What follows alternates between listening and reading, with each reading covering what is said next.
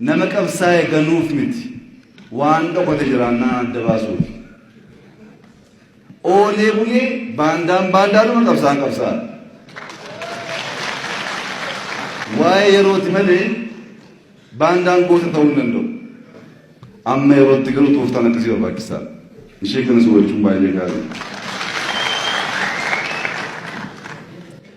umarrat qeerroon baay'ee waan jirtaniif fakkeenyi tokko kan namarraan dhageenye hunda keenya fayyaduu kan danda'u akkuma baacoo wayiiti keessatti immoo ergaa qabdi waan ta'eef ishee isinitti meenan fedha. Namicha tokkotu qabeenya guddaa qaba. Biyyaa biyya deemee nagada. Namichi kun qabeenya qabaatu malee qabeenyi isaa dachaa baay'eetiin akka baay'atuuf gorsa barbaada. Gaafa nama gaggaafatu yoomni tokko beekaan tokko jira gama sanaa deemiti gorsa gaafadhuuni isa gaafattee jennaan gorsa addaa sii kenna qabeenyi kees jireenyi kees hin jijjiiramaa jedhu. Namichi kun qarshii qaba, yaada barbaada, beekumsa barbaada. Gorsa kana dhaggeeffateetu gara yoo sanatti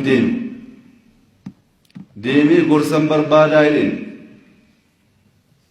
Gorsa naa kennennaan ani yaadan qaba, beekumsan qaba. Ati immoo qarshii qabda.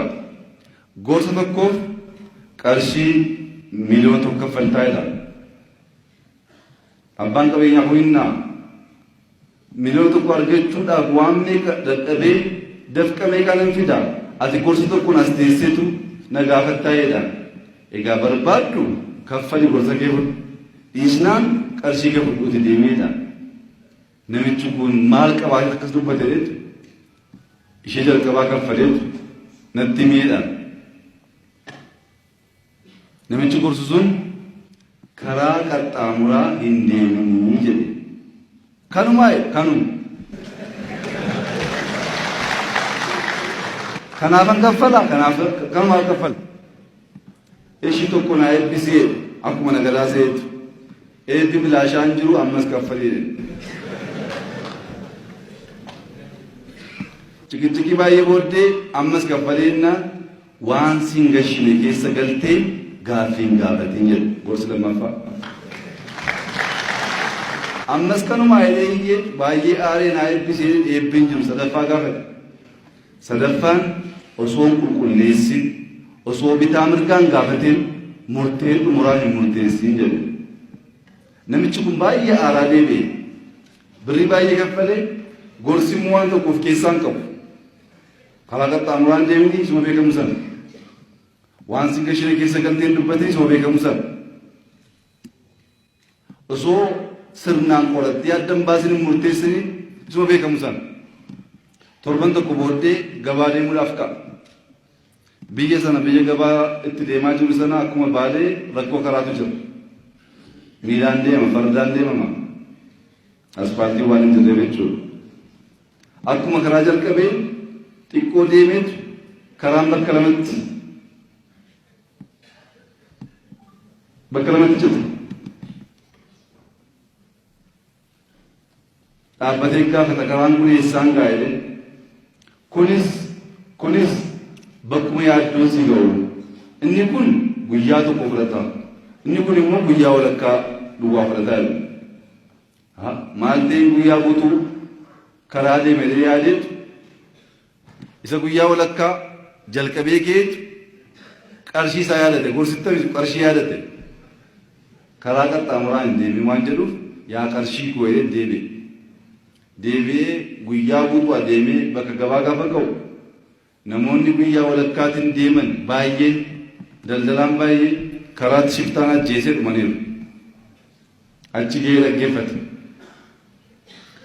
Gaafa achi daldala isaa fixatee deebi'u karaatti itti dhiyeennaan alaalumatti dhaabbatee mana guddaa laalee mana guddaa tokko barbaadatee deemee kadhate. Kara deemaadhaa natti dhiyee na bulchaa jedhe. abbaan mana guddaa sun hin galchee miila miiccee akkuma aadaa keenyaa jechuudha. Miila miiccee madabii hafeefi waan hunda qopheessee halkan nyaanni dhiyaate. Gaafa haati warraasaa nyaata dhiyeessitu haati warraa areeda qabdi. Namichi waa hundaan gammadee jira. Miila miiccanii jiru, madabii hafanii jiru. Nyaanni dhiyaate gaariidha. Wallaallee akkas godhan ta'ee yaadeetu abbaa manaa gaafachuu barbaadu. Wanti hundi gaariidha, manni keessa guddaadha. Maal taa'eedha kana suuraa deechuu barbaadeetu achumaan qabsiisaa yaadate. Waan sin galchite keessa galtee hin moorchinii. Adabateetu afaan cufateetu mulu. Galma gaafa ka'u abbaan mana sana harka qabeetu gara borootti ba'e. Boroon mana sana nama dhibbaan lakkaa'amutu mormachitee jira. Namni hundi alaalaa manni koo guddaa waan ta'eef gara mana koo dhufeetu na bulchinaan jedha.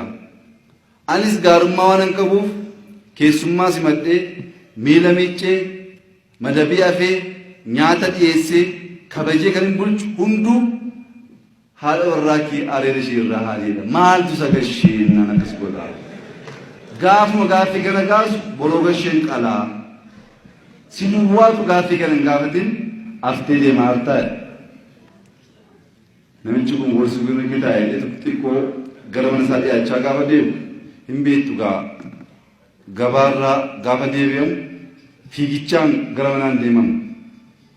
Xiqqoo ilaalameet bitaa mirgaa ilaalamee galama. Fagootti gaafa laalu balbala isaa irratti godoo guddaa dhaabbatee jira dunkaan waan akka cidhaa achumaan waa yaada.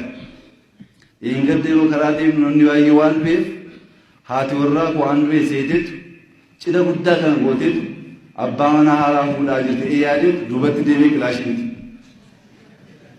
Hin gaafanne kilaashii mitee of qopheessee gara manaa hiikaa gaafa deemu gorsatti yaadatti. Bitaa mirgaa osoo hin dhaggeeffatin osoo adda hin baasin hin murteessinii gadi.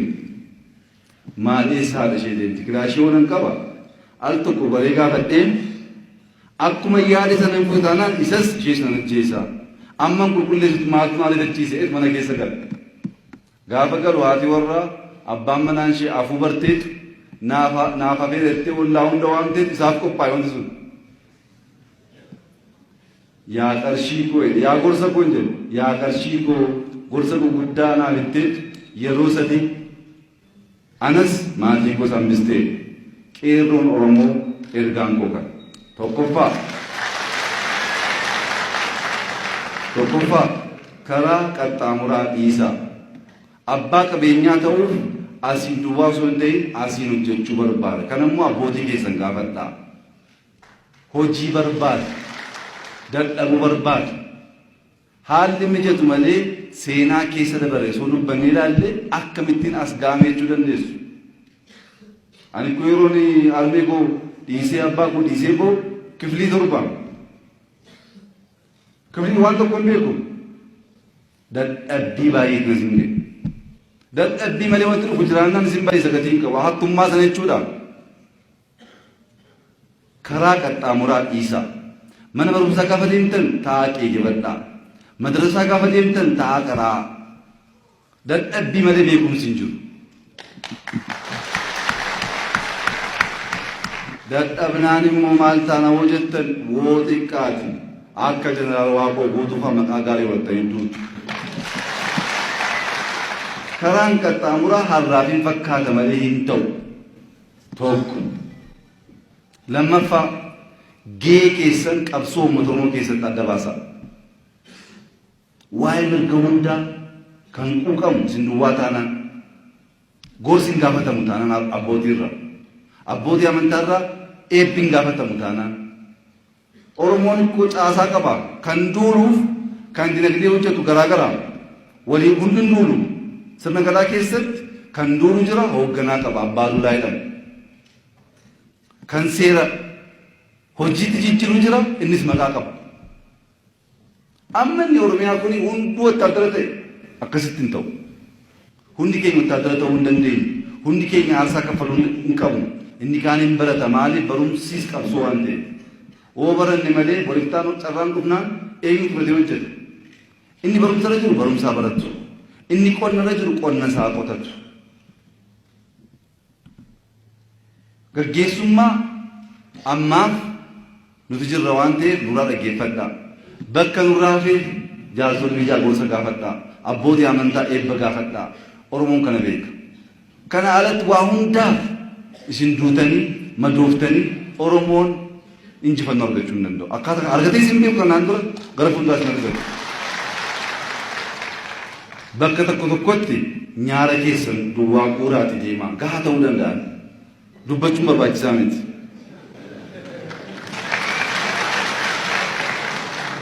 bakka tokko tokkotti kolfaa nullee dhakaa darbachuu beekna nullee caccabsuu beekna garuu musafuu qabna adaraa laalajaatti deemaa ergaan kun gahaadha bakka tokko tokkotti immoo ijaaramaati shantaa jaataati kottaa nu dubbisaa hamari'an nu jalqaba murteessitanii du'uu keessan duratti hamari'an kanaa achi inni kaan dallaaf du'aa inni kaan lafaaf du'aa inni kaan waltajjiirratti carraa dhabee du'aa inni kaan kwaasiidhaaf maanchestar abaluun wayinee du'aa akkaataa kanaan qabsoon keenyas fagoon deemu injifannoo dhugaas argachuu hin dandeenye sadaffaa jibbuufis jaalachuufis bakka tokkorraa dhaggeeffattanii wajjin hin fiigina bitaa mirga laalaa barri kuni barri sobni baay'eetti uumamuun oomishi sobaa baay'ee bal'aa bara kana keessa faranjiin saayikooloojikaal waarfeer jetti akka kanaan dura deemnee waraanuun qabnu diinaa wajjin asuma teenyee miidiyaadhaan sodaachisu hammi saayidiin qaba ammalfiin qaba dhufnaan isin fixetteetu sodaachisu guyyaa guyyaan namoonni isin saayintiistii jettan namoonni isin beekaa jettan hojiin isaanii akkaataa kamiin soba oomishnee dargaggoo miira keessa gashinee jeequmsa uumuu dandeenya kan jedhu saayinsiidha kun amma saayinsii kana hubattanitti bakka tokko tokkotti odeeffannoo argattan dhugaa ta'uu danda'a rakkoon qabuun obsaa qulqulleessaa eessayyuu deemu murteessuun ajjeesuun du'uun eessayyuu deemu qulqulleessanii akkan gaabbine taataniitu itti galtu waan dhageenyeef duwwaa utaallee gallaan baduu ta'a dhugaa dubbachuuf qeerroon nuuf gaachana itti boonnaa hin jaallannas yeroo duutee dhiigdan duwwaa osoo hin ta'in yeroo hojii dhabdanii karaa irratti dhaabbattan keessa keenyatu cabaa kana baraasin garuu immoo biyyi keenya Itoophiyaadha naannoon keenya Oromiyaadha hojii dhabaan miliyoona 6.8 naannoo keessa jiru asitti 5 achitti 10 qabsiistee gammachiisuu hin dandeessu yeroo barbaada obsuu nuti hojii dagannee gaafa rafnu nu qimmiidha rafuun barbaannu waan ta'eef osoo halkanii guyyaa jooraa jirru waggaa tokko keessatti nama 10,000 manidhaa keessaa baasnee jirru waa'ee isa ba'an dagattanii fidaa malee wettan nama hin dadhabnanus hin gaafatinaa jechaan jiru gaafadhaa waan hojjetame immoo hin diiginaa namni seenaa jeneraal Waaqoo tuffachuu yaadu goota ta'uu hin danda'u goota kabajaa jaallachaa faarsaa hanqina qabaannaan fooyyessanii goota caalu ta'u malee goota ta'uuf goota kaleessaa cabsuu arrabsuun gootummaa miti waan hojjenne cabsitanii hojii haaraa hojjechuu yaadinaa waan hojjenne galata gashitanii waan hafe immoo kana godhaa bakka rakkattee nu sin gargaara sin bukkee jira jettanii jennaan ittuu humna godhannee cimnee jabaannee fedhii keessan galmaan ga'uu dandeenya jechuudha. Akkaataa kanaan waan hin waan fedhii faayidaan uummata keenyaa galma ga'uu kan danda'u. Oromummaan wal dhaggeeffachuun ilaafilaamee wal gorsuu irra deddeebi'ee dubbadhee jira. Sirni dimokiraasii dubbattee kaateetu harka baasaa jedhe. Dhibbeentaan 51 deeggaree jennaan dhibbeentaan 45 mo'ameetu bitama. Dimokiraasii jechuun kan sirni garaa akkas miti. 49 dhiisiiti dhibbeentaa 5 yeroo fudhuu mariisiisiiti amansiiseedha malee namni baay'ee waan amaneef isa kaan ukkaamsee deemuu qaban jedhu. Mariin aadaa keenya ilaafilaameen aadaa keenya wal dhaggeeffachuun aadaa keenya akkaataa kanaan as geenye wanti numaa sitti hin barbaadu biyya kanaaf ifatu dhufaa jira. Biyya kanaaf dimokiraasii bal'aatu dhufaa jira. Haala amma jalqabneen tokkummaa itti fufnee jennaan Itoophiyaaf duwwaa osoo hin ta'in gaanfa Afrikaaf eebba guddaa ta'uu dandeenya. Lafa qabna, humna qabna, qeerroo qabna waan ta'eef, sammuu qabna, barannee irra waan ta'eef, uummata dhaggeeffatee tasgabbaa'ee nu gorsuu nu eebbisuu danda'u qabna. Kana qabannee bakka barbaanne ga'uu waan dandeenyuuf walii obsuu wal dhaggeeffachuu carraa walii kennu akkuma aadaa keenya baramuu qaba. Baay'een isinitti bal'isee ulfaadhaa galatoomaa. Baalee dhufuu kootti gammachuu guddaa gammachuu si yaaddan caalaa gammachuu guddaa nutti dhaga'ama. Akka warra kaleessa seenaa hojjetee maqaan isaanii asitti dubbatamaa jiru sana anis seenaa hojjedhee maqaan koo akka waanan barbaaduuf biyya gootota akkasii dhufuu si wajjin mari'achuun carraa guddaadhaa gammachuu guddaadhaa ulfaadhaa.